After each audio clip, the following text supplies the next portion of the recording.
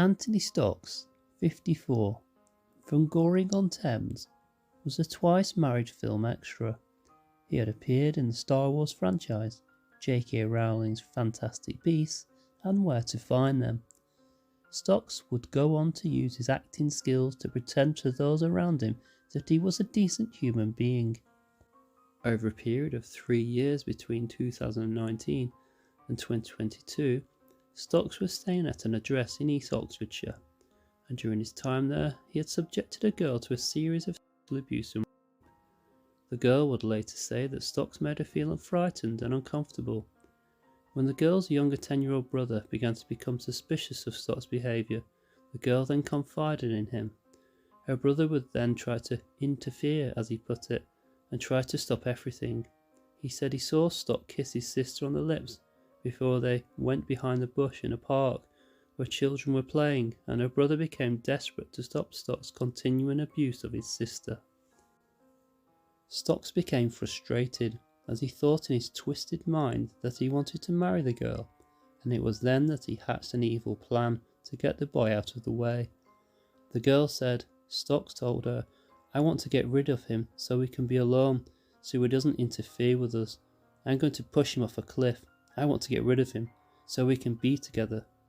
The girl, who was then 13, told him, "Don't do it, or I'll speak up." Stocks began to work on winning the boy's trust. He took him on a trip to a quarry in Oxfordshire with a plan to push him off the edge, but later changed his mind. Stocks then offered to take the boy, who was passionate about football, to see Chelsea's football stadium. The girl tried in vain to warn her little brother not to be alone with her abuser, saying, "I told him not to go to London because I knew that he was going to push him off a cliff, but he said, 'No, I want to go to London.'"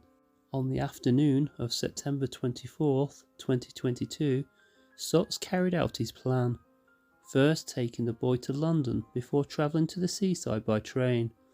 The pair stopped briefly at Brighton Pier before getting a taxi to the marina. Stocks took the boy to a set of cliffs at Ovingdean. An eyewitness, Anthony Boulding, who was walking with a friend towards the cliff stairwell, saw the boy and Stocks walking on the grass verge and heading towards the cliff. Mr. Boulding said, "The boy had his hands out as if he was balancing. He seemed to be having fun."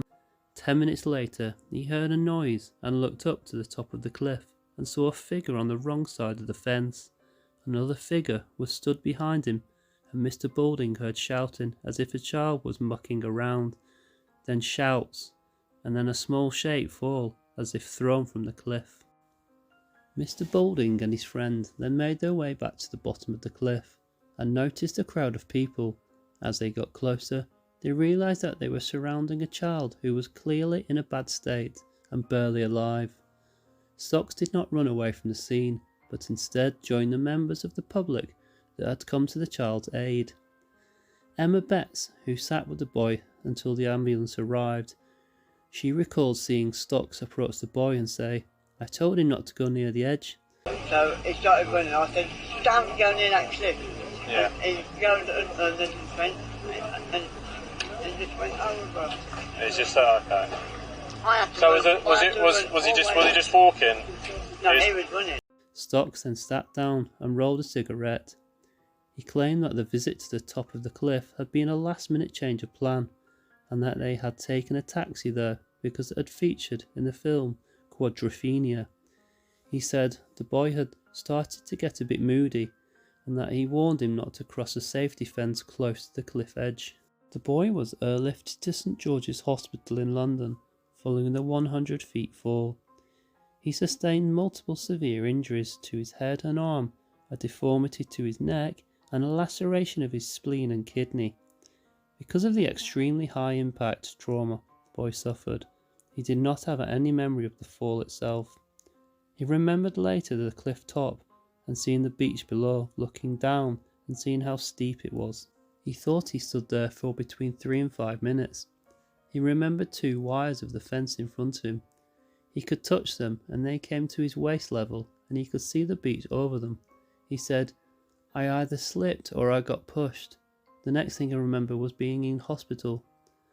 Although it was initially thought that the boy's fall was accidental, police officers uncovered a much darker reason for the fall following an investigation.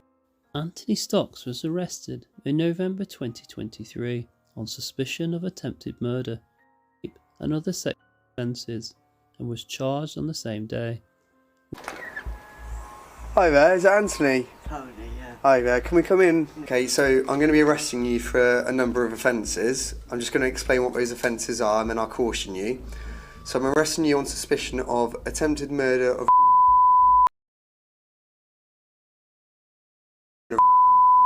and child abduction, assault by touching a girl under 16, touching a body and mouth, okay? And also causing a child to incite into act, which was causing to touch your... Did you want him to go over the cliff? No comment. What did you want to happen? No comment. Did you push him over the cliff? No comment. When he was arrested, police found thousands of pornographic pictures and videos on his phone, which his counsel stated were all legal, despite depicting adults having sex with younger people. The Deputy Senior Investigating Officer, DS Rachel Jackson, of Thames Valley's Police Child Abuse Investigation Unit said, "He's a very dangerous individual who had no thought about anybody but himself to protect himself from prosecution by removing the boy from the equation. He has not shown any remorse throughout the course of this investigation. I would like to praise both victims for their unbelievable courage and resolve." On 6 June 2024, Anthony Stocks was found guilty by unanimous jury verdict of 4 counts of assault of a child under 13, and 1 count of each causing or inciting a child under 13 to engage in sexual activity and attempted murder. An investigator said of the young victims after the trial, "They showed immense maturity and clarity both in their interviews with police and at the court about what had happened to them. It's because of this truly inspirational courage that Stocks has now been brought to justice and will be sent to prison for a long time. The impact that this has had on both victims, as well as all of the officers and staff who investigated this, is not to be underestimated. The boy still suffers from ongoing issues as a result of the fall, but has otherwise made a miraculous recovery."